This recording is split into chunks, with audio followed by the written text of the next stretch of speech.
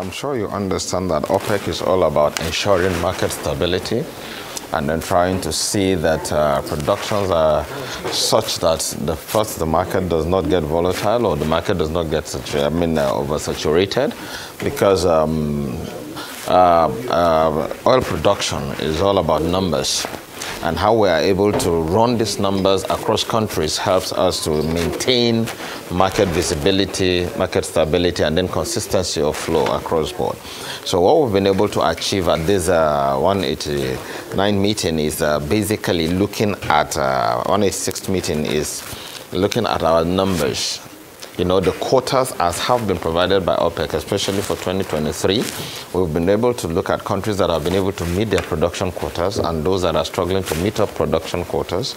And then, as you know, Nigeria has been struggling, especially because of the security challenges in the Niger Delta, which has adversely impacted heavily on our ability to meet up our quota, but which in the past months we have seen quite, some very good response from our security teams, and then we've seen productions rising. So basically, the whole idea of cutting off here and adding up there, and it's just to ensure that the market remains stable, you know, to avoid any forms of either volatilities or any forms that could actually cause the market to dip.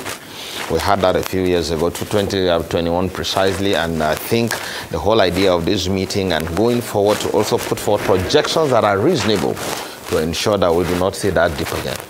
The beauty of OPEC is that it is a whole organization, and that actually has this mechanism so we could have our say to say, well, we do not agree with either the figures that have come or we agree with the figures, but more so, we will also have our own independent assessments back home.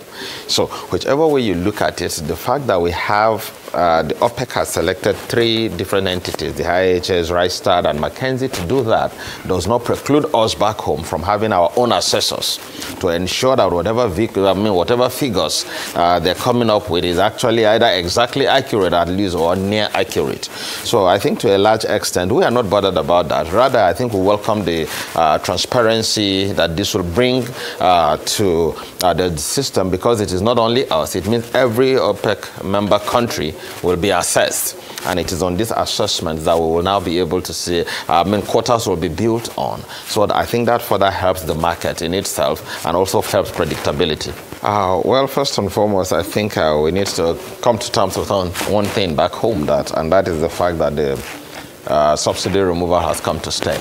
It was not sustainable, and this is something that has been in the pipeline for too long, and we're happy that finally we've been able to hit the nail on the head. And it's a very, very, very bold move by His Excellency, Mr. President, by the way, and one that should be applauded. Now, is it coming with its challenges? Absolutely. There is no way subsidy has been removed that didn't lead to one form of challenge or the other, especially social challenges. You know, in some cases, there are fears of heightened poverty, there are fears of sufferings of especially the lower rungs in the ladder of society and what have you.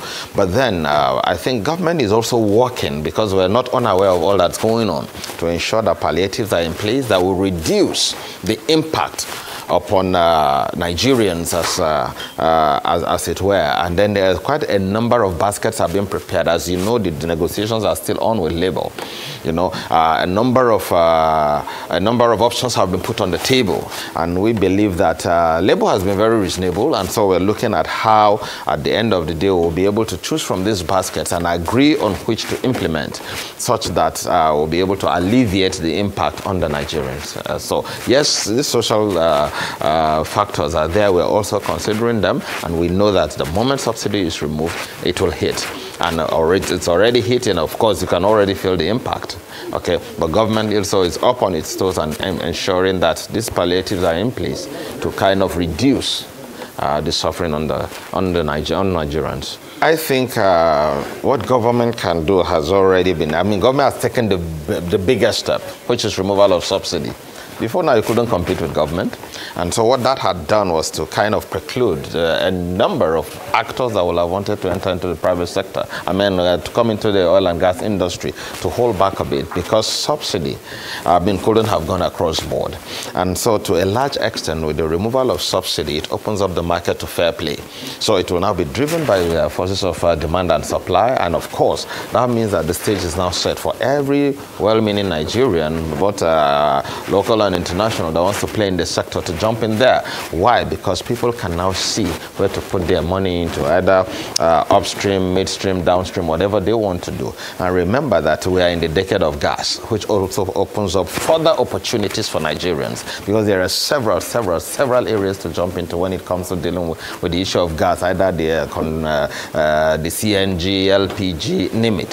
So to a large extent, I think that the removal of subsidy was a huge step in that direction. It has held back quite a number, because if I put together my refinery and I want to bring in fuel, am I able to compete with government, or am I able to even get that subsidy? Because if I can't, it automatically means I can't compete with the price. But now that it's been removed, the stage is set. So I believe that going forward, we're going to see an influx of the private sector into the oil and gas industry. And I think even in the ministry, we're already seeing that.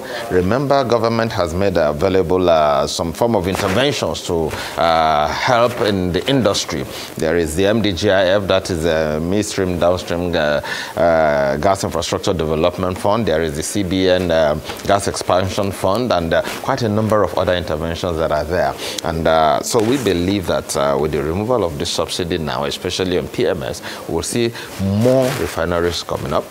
We'll see more players in these sectors, and then even those of them that have been in the downstream all this while, I believe that we're going to see a further push, because they now know that the market is open for business.